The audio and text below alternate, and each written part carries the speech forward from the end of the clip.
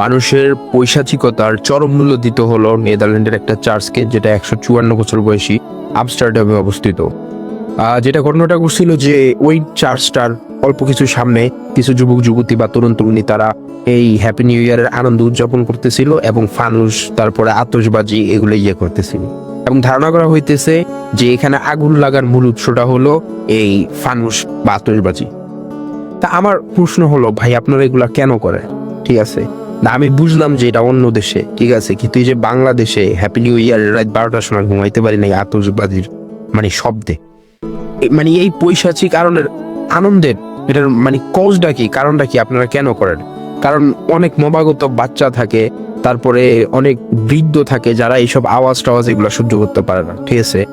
এর আগের বছর একটা বাচ্চা মেবি হার্ট স্ট্রোক করে মারা গিয়েছিল এই সশব্দের কারণে, এবং অনেক পোলাপান আছে, একটা ছেলে মুখ দিয়ে আগুন বের করার চেষ্টা করতে যে পুরা লাঞ্চ পুড়ে ফেলছে, ঠিক আছে। আসলে এটার কারণটা কি আমি জানি না। আর পশু পাখির কথা তো আমি নাই বললাম, ওদের যে কি কষ্ট হয় ওইটা ওই আল্লাহ মাহবুদ আর ওরা জানে, ঠিক আছে, ওইটা আর কেউ জানে না। তো এরকম ধরনের পৈশাচিক আর আনন্দের আসলে কারণটা কি? এবং বা আমার সাথে যে ঘটনা ঘটছিল, যেমন আমি যে ফ্ল্যাটে থাকতাম ওই ফ্ল্যাটের পাশের একটা একটা বিনে ওটা টিন ছিল উপরে, ওই টিনের উপরে একটা ফানুস এসে পড়ছে, ঠিক আছে। একটা ফানুসের তো জানেন এটা আগুনের মাধ্যমে ইয়া হয়, তো ওইটা এসে পড়ছে।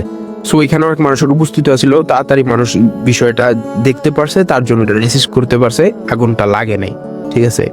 যদি মানুষের এটা মানুষের অজান্তে এটা আইসা পড়তো বা ইয়ে তো, তখন আগুন লেগে যেত, বড় একটা কেলেঙ্কারি করতে পারতো। এবং আপনারা দেখেন নিউজে যে প্রত্যেক বছরই ফানুসের আগুনে কিছু না কিছু ক্ষতি হয়, ভালো ক্ষতি আছে, যেটা হলো একটা বছর চলে গেছে, এটা কি ভালো জিনিস না খারাপ জিনিস?